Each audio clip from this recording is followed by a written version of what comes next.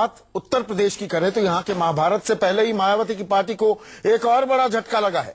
BSP में दूसरा बड़ा ब्राह्मण चेहरा समझे जाने वाले ब्रजेश पाठक आज बीजेपी में शामिल हो गए।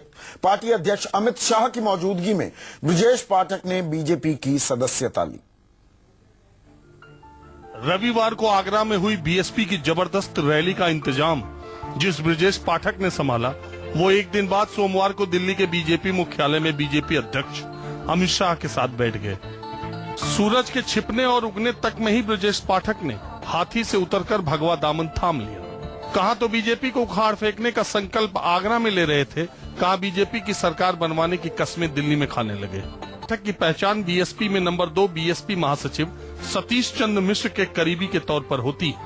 ब्रजेश पाठक 2004 में उन्नाव से बीएसपी के टिकट पर लोकसभा सांसद चुने गए और कार्यकाल खत्म होने से पहले ही बीएसपी सुप्रीमो मायावती ने उन्हें 2008 में राज्यसभा भेज दिया।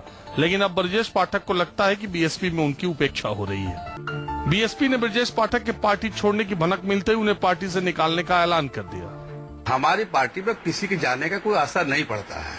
हमारी पार्टी से जो गया वो मिट गया, वो बन नहीं पाता है, क्योंकि हमारी पार्टी आइडियोलॉजी की पार्टी है, सब समाज को लेकर चलने वाली पार्टी है।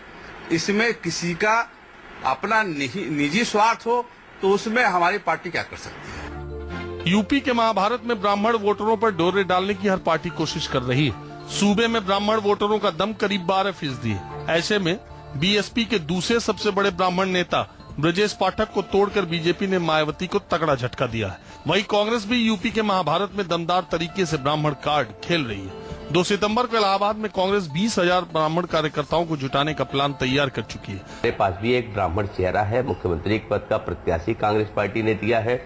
अब चूंकि हमारे पास एक ब्राह्मण चेहरा है कांग्रेस का, तो हम जरूर चाहेंगे कि हमको ज्यादा से ज्यादा वोट मिले। अब आपको बताते हैं कि आखिर ब्राह्मणों पर एकाएक सारी पार्टियों की नजरें इनायत क्यों है। यूपी में सवर्ण जातियां 19% है। यूपी में ब्राह्मण कुल 12%।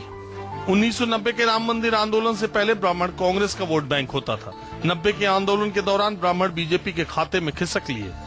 2002 के बाद जब बीजेपी में ब्राह्मणों की अनदेखी होने लगी तो नतीजा ये हुआ कि 2007 और 9 के चुनाव बीजेपी को बहुत कम सीटें मिली और 2007 के चुनाव में बीएसपी ने 86 ब्राह्मणों को टिकट देकर और सोशल इंजीनियरिंग करके अपने पाले में कर लिया।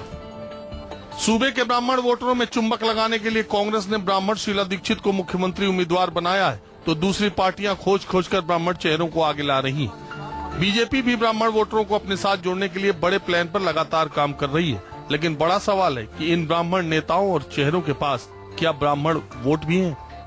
ब्राह्मण गठजोड़ के जिस फार्मूले के सहारे 2002 में मायावती ने उत्तर प्रदेश में पूर्ण बहुमत की सरकार बनाई थी, उस फार्मूले को बार बार चुनाव में आजमाया जाता है। बीएसपी के बाद समाजवादी पार्टी और भारतीय जनता पार्टी ने भी यह फार्मूला आजमाया, लेकिन अब बारी कांग्रेस की है। कांग्रेस ने पहले उत्तर प्रदेश में ब्राह्मण चेहरे को अपने मुख्यमंत्री पद का उम्मीदवार घोषित किया और अब बड़ा ब्राह्मण सम्मेलन करने के साथ ही उत्तर प्रदेश के इस 12% वोट बैंक पर कब्जे की पुरजोर कोशिश भी कर रही है। कैमरा पर्सन संजीव गोसाई के साथ मानस श्रीवास्तव, लखनऊ, न्यूज़ 24।